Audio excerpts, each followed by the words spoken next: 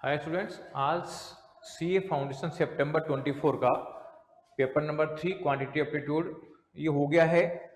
और पेपर बहुत अच्छा था। और जो आपका बिजनेस लॉ में कुछ कमियां रह गई थी वो इसने पूरी कर दी। यानी बिजनेस लॉ में किसी बच्चे के कम मार्क्स आएंगे तो यहाँ से कंपनसेट हो जाएंगे। कुल मिला के पेपर बहुत बढ़िया था, लेंदी भी नहीं था, छोटा भी था और कंसेप्ट भी इजी थी।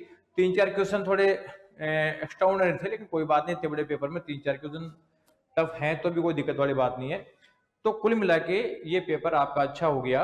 और जो बिजनेस लॉ में अगर थोड़ा डाउनफॉल रहा भी होगा तो बिजनेस लॉ से आपको डरने की कोई जरूरत नहीं है, क्योंकि बिजनेस लॉ में ये मान लीजिए पेपर की जो नॉर्मल साइज थी उससे 1.5 टाइम्स पेपर था।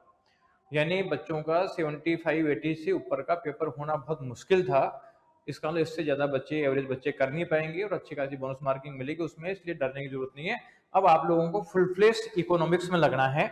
और इकोनॉमिक्स में देखो, प्रिपरेशन करते समय आपको क्या ध्यान रखना है कि केवल एमसीक्यू जो बुकलेट है या एमसीक्यू पीछे दे रखे हैं उससे काम नहीं चलेगा। आप मॉड्यूल्स की लाइंस पढ़ो, आप जो आपने अंडरलाइनिंग कर रखी है उसको अंडरलाइन करी हुई लाइनों को पढ़ो, जिससे कि मेन कंटेंट आपको हो जाए।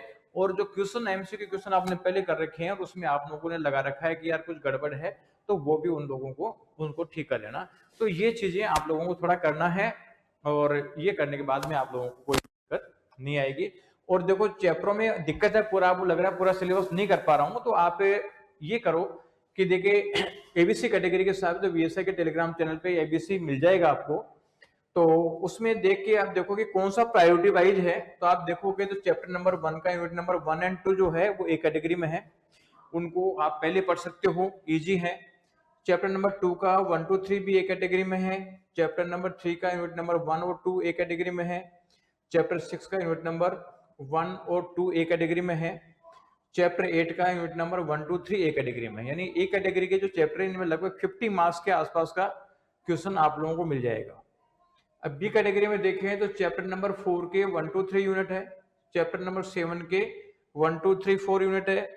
चैप्टर 9 के 1 2 3 4 5 यूनिट है, यानी ये बी कैटेगरी में है।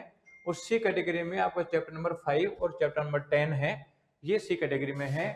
तो बी का वेटेज 35 का, सी का 15 का है।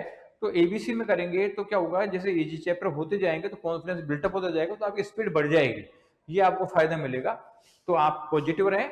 अब जो आपने अभी तक 3 पेपर दे दिए उसका माइंड से निकाल दो। अब पूरा कंसंट्रेशन अब बाकी इकोनॉमिक्स में लग जाओ, लाइन टू लाइन स्टडी करो, अंडरलाइन कर रखा है जिनका, और जो आइडेंटिफाइड एमसीक्यू कर लो तो आपका पर्पस सोल्व हो जाएगा। और बीएसआई का टेलीग्राम यूट्यूब चैनल सब्सक्राइब करके रखो और इसको दूसरे लोगों को शेयर करो। Thank you.